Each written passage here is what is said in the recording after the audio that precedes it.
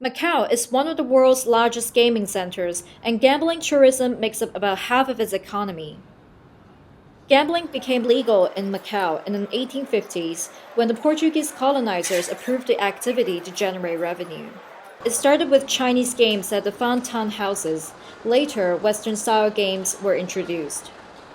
The city-state now has more than 30 casinos. The biggest is the Venetian, the newest Studio City. However, the past year and a half, Macau's gaming revenue has dramatically declined. From ranking the #1 city in the world for economic performance, it recently showed some very disappointing growth results. Macau's economic dependency on the prosperity of other Asian economies and on Chinese visitors from the mainland and neighboring Hong Kong makes it fragile.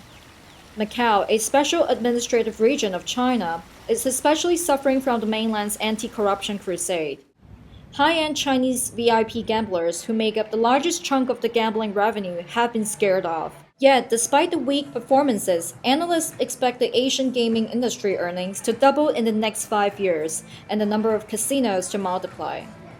Much of this growth will happen online.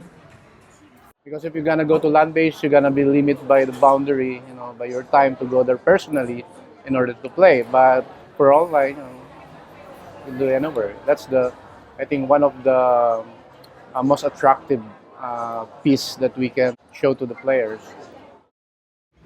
The optimism that Asia remains an undersupplied gaming region is also reflected in Macau's construction works.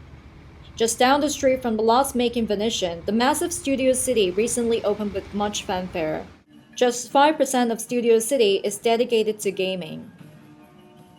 As tourists enjoy visiting Macau without gambling, the resort's focus on family entertainment could be prescient. 我第一次来澳门，想来参观一下，看这个的人情、风土人情，看这个景观。因为时间很紧，我们没赌博，去看了一下，出来了。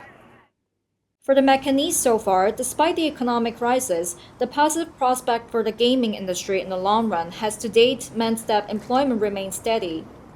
At less than 2%, the city-state has one of the world's lowest unemployment rates, with most people working in gambling tourism and casino-related work, including construction. And gambling is also this year expected to bring in tens of billions patakas, the local currency, in direct assets to the city's total revenue. And so, in his 2016 policy address, the city's chief executive, Mr. Choi Sai-on, promised all residents to maintain the annual cash handouts. 經評估今年嘅財政狀況，建議明年繼續實行現金分享計劃，向永久居民每人發放9000元。